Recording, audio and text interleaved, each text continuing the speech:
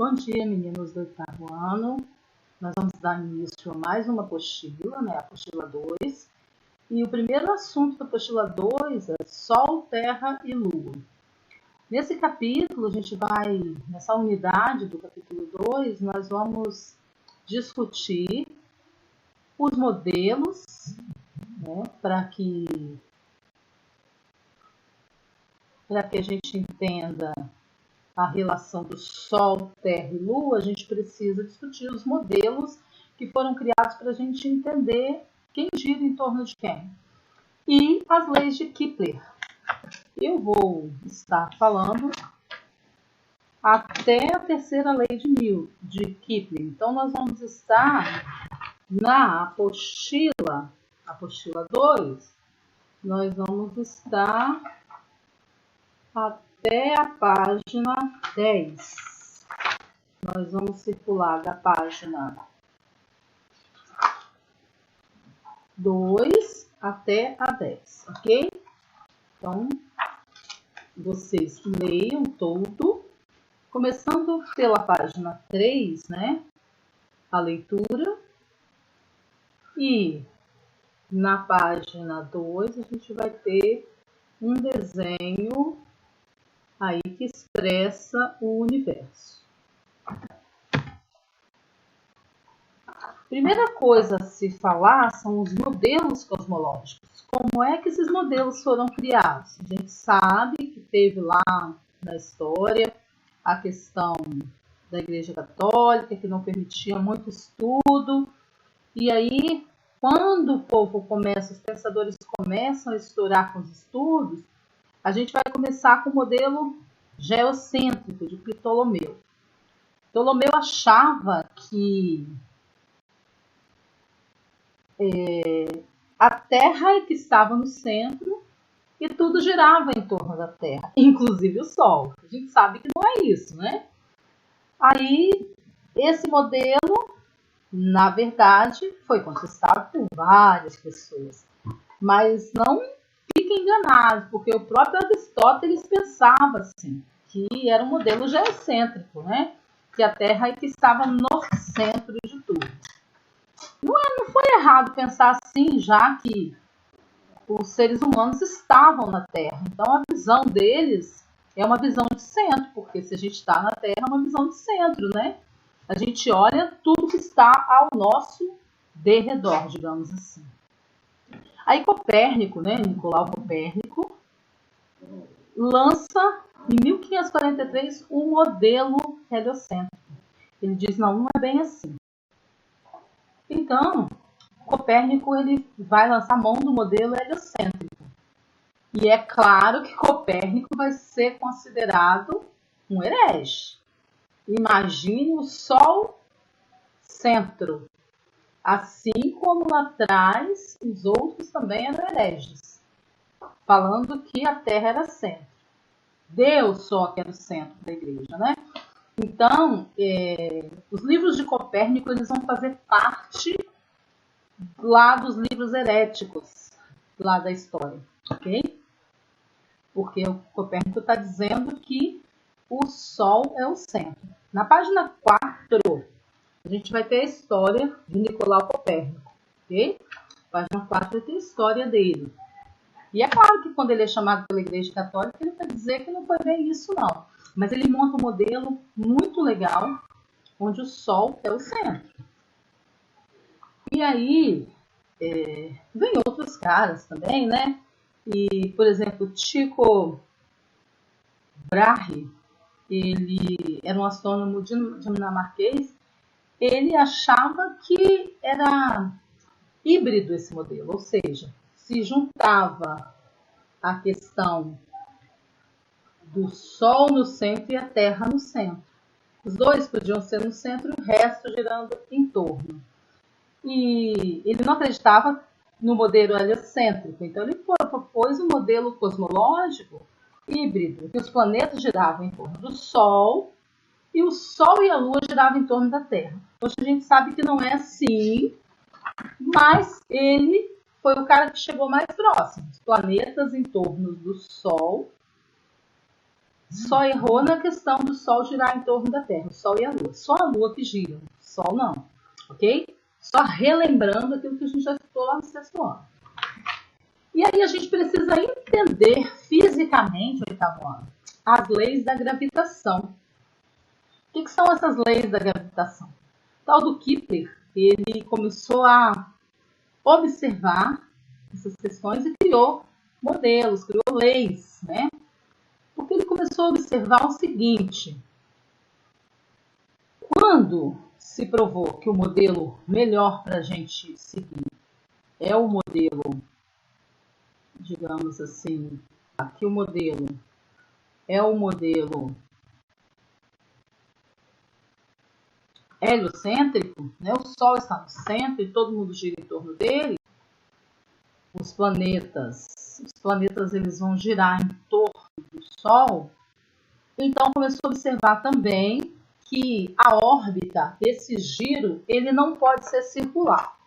Porque se esse giro for circular, imagina, tá lá, né? O Sol parado, Sol e os planetas girando em torno do Sol, fazendo sua órbita lá em torno do Sol. Ok. Isso não pode ser circular, porque se o Sol for o centro, a distância entre um planeta e o Sol vai ser um raio, e os raios geralmente na circunferência são iguais. Então aí haveria choque. Um planeta chocaria no outro. Então começou-se a observar que a órbita ela é elipsoidal e o Sol não fica exatamente no centro, né? O Sol não fica exatamente no centro. Então Kepler foi um professor de matemática e de astronomia, né? Em 1600, depois da morte do dinamarquês que falava do modelo híbrido, ele continuou os trabalhos dele e aí tentou cruzar informações sobre essa questão das órbitas circulares aí e provou que a órbita é elipsoidal. E numa elipse a gente vai ter alguns pontos importantes, né? Os planetas eles vão descrever uma órbita elíptica e o Sol está em um dos focos da elipse. A elipse, nós vamos ter pontos que são focos. O foco 1 e o foco 2. Então ele disse que o Sol não estava no centro, porque o movimento não era circular. Um dos focos era o Sol. E o planeta ele gira em torno desse foco. Então a primeira lei de Kepler, lá na página 8, vai falar da primeira lei de Kepler, os planetas descrevem uma órbita elíptica em torno do Sol, que ocupa um dos focos da elipse. Então, o Sol ocupa um dos dois focos. Tem o foco 1 e o foco 2. A segunda lei de Kepler, ela vai dizer para a gente o seguinte. Bom, além do Sol ser um dos focos, os planetas eles vão girar em torno do Sol. Então começou a observar também que a órbita, esse giro, ele não pode ser circular. Porque se esse giro for circular, imagina, tá lá, né? O Sol parado, Sol e os planetas girando em torno do Sol, fazendo sua órbita lá em torno do Sol. Ok. Isso não pode ser circular, porque se o Sol for o centro, a distância entre um planeta e o Sol vai ser um raio, e os raios geralmente na circunferência são iguais. Então aí haveria choque. Um planeta chocaria no outro. Então começou-se a observar que a órbita ela é elipsoidal e o Sol não fica exatamente no centro, né? O Sol não fica exatamente no centro. Então Kepler foi um professor de matemática e de astronomia, né? Em 1600, depois da morte do dinamarquês que falava do modelo híbrido, ele continuou os trabalhos dele e aí tentou cruzar informações sobre essa questão das órbitas circulares aí e provou que a órbita é elipsoidal. E numa elipse a gente vai ter alguns pontos importantes, né? Os planetas eles não descreveram a órbita elíptica e o Sol está em um dos focos da elipse. A elipse, nós vamos ter pontos que são focos. O foco 1 e o foco 2. Então ele disse que o Sol não estava no centro, porque o movimento não era circular. Um dos focos era o Sol. E o planeta ele gira em torno desse foco. Então a primeira lei de Kepler, lá na página 8, vai falar da primeira lei de Kepler, os planetas descrevem uma órbita elíptica em torno do Sol, que ocupa um dos focos da elipse. Então, o Sol ocupa um dos dois focos. Tem o foco 1 e o foco 2. A segunda lei de Kepler, ela vai dizer para a gente o seguinte. Bom, além do Sol ser um dos focos,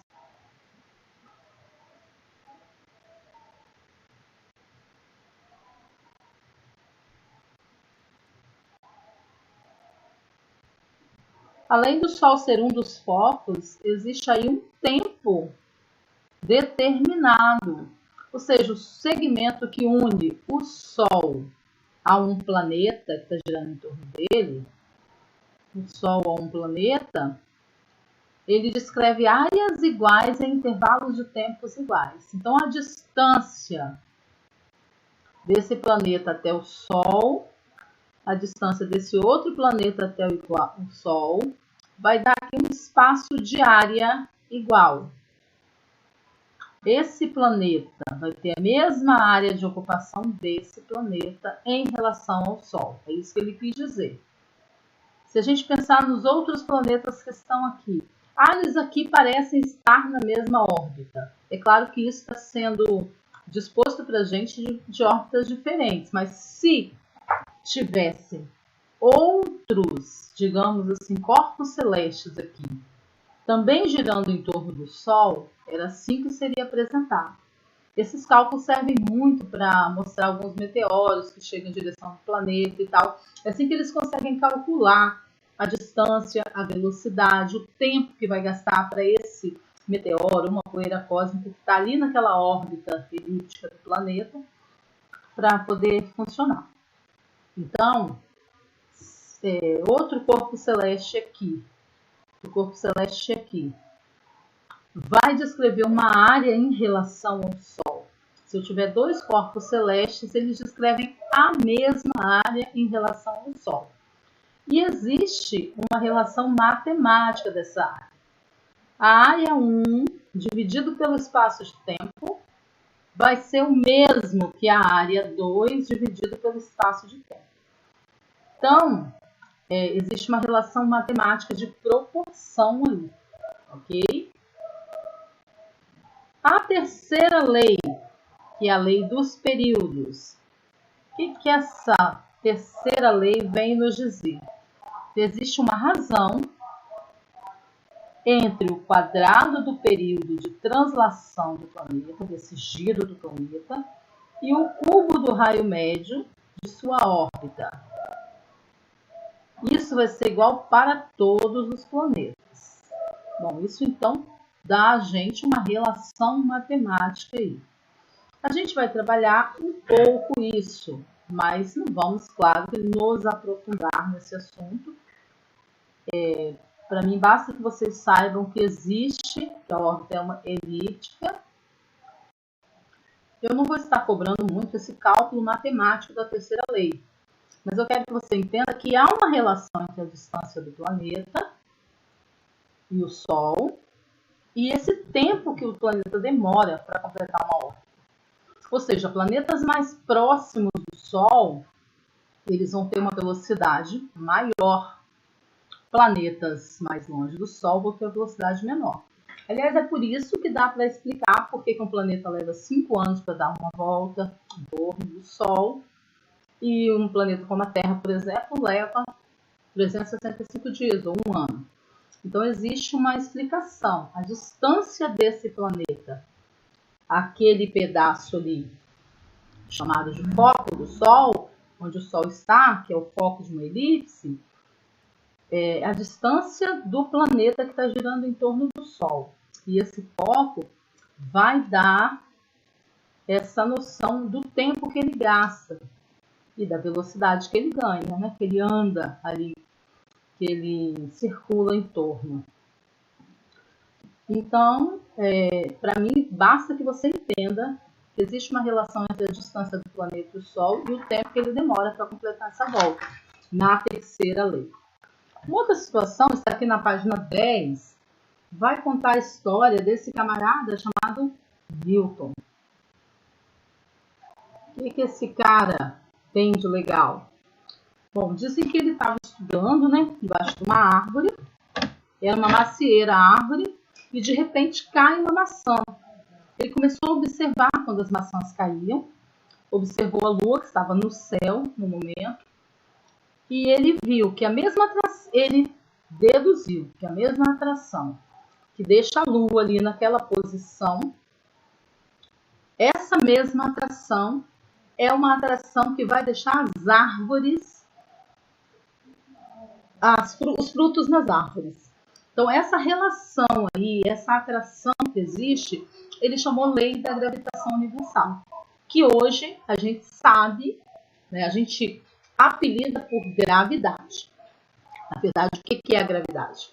É uma força de atração que cada corpo vai ter em relação ao centro da Terra. Por que a gente fala o centro da Terra? Porque ali a Terra ela é um planeta que está girando em torno, que tem uma certa distância do Sol, que tem uma certa distância da Lua, e isso se move por uma atração.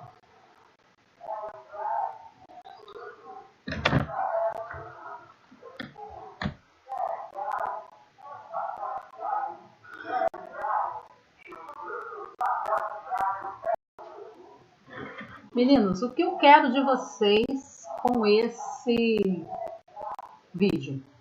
Eu quero que vocês vão lá na página 11 da apostila e façam essa experiência e respondam as 5 perguntas. Envie para mim para o Corrigindo Atividades. Como que é essa experiência? Você vai pegar um pedaço de borracha e vai amarrar num barbante e vai rodar sobre a sua cabeça, com mais velocidade ou com menos velocidade.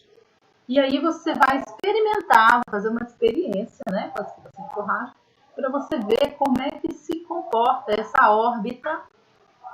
A borracha é como se ela fosse um dos astros, um dos planetas, girando em torno de algo. E a sua cabeça é como se fosse o Sol. Quando você gira, qual é o movimento? Para que a gente vai fazer isso? Você vai me enviar essas 5 perguntas, depois que você fizer essa experiência, para o Corrigindo Atividades. O nosso site do movimento, o nosso e-mail do movimento para atividades. Por quê? Com isso, você vai já começar a introduzir o pensamento da diferença entre massa e peso, que a gente vai estudar na próxima aula, a diferença de massa e peso. Existe uma diferença muito grande. O peso, ele precisa da ação da gravidade para a gente entender, ok? Do mais, gente, Muito obrigado. Estou morrendo de saudade de vocês. E preocupado, porque vocês estão muito quietos e eu não vejo chegar a atividade de vocês. Tá bom?